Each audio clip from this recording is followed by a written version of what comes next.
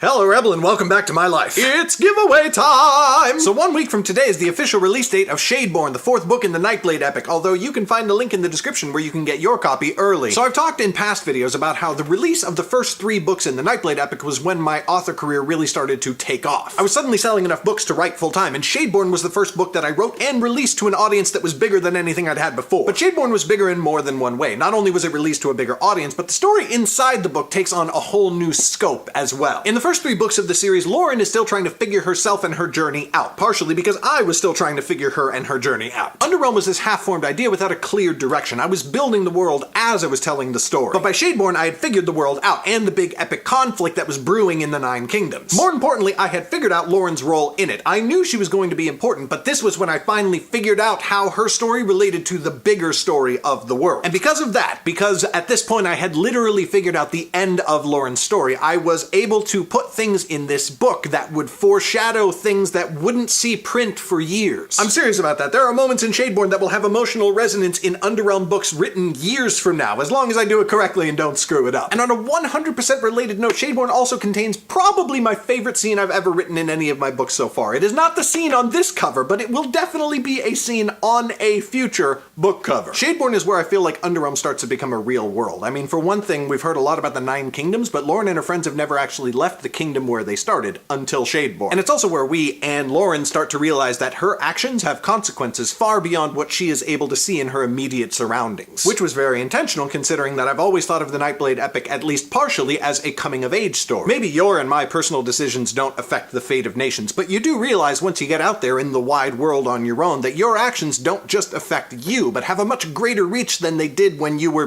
barely a human. Not to toot my own horn too much, but there's one more thing about Shadeborn that I really like. The Nightblade Epic is not technically a young adult series, but it doesn't really break any of the common rules of YA, and so a lot of people have classified it as YA, which is fine, but one thing I didn't want to have was a teenage girl protagonist who becomes so focused on romance that it becomes a kind of overpowering element in the plot. Not that that's a bad thing every time it happens in writing, but it does seem like a lot of YA girl protagonists make decisions based on romantic attraction, even when they are making decisions that affect, the entire world. So in the first 3 books, Lauren has virtually no romantic attachment whatsoever, and that changes in Shadeborn, but I would like to think that I avoided that trope while still bringing new dimension to Lauren and her character development. So that is Shadeborn. It's coming out next Friday, but you can get your copy at the link right down there. Also, if you leave a comment on this video, you will automatically be entered to win a beautiful signed hardcover copy of the book, so let me know in the comments below that you would like one. And that is all I've got for you today, Rebel. Check out yesterday's VEDA video right up there, or check out my Patreon right down there. $5 patrons get all of my books for free when they release, including this one. Thank you so much for watching, and I will see you tomorrow.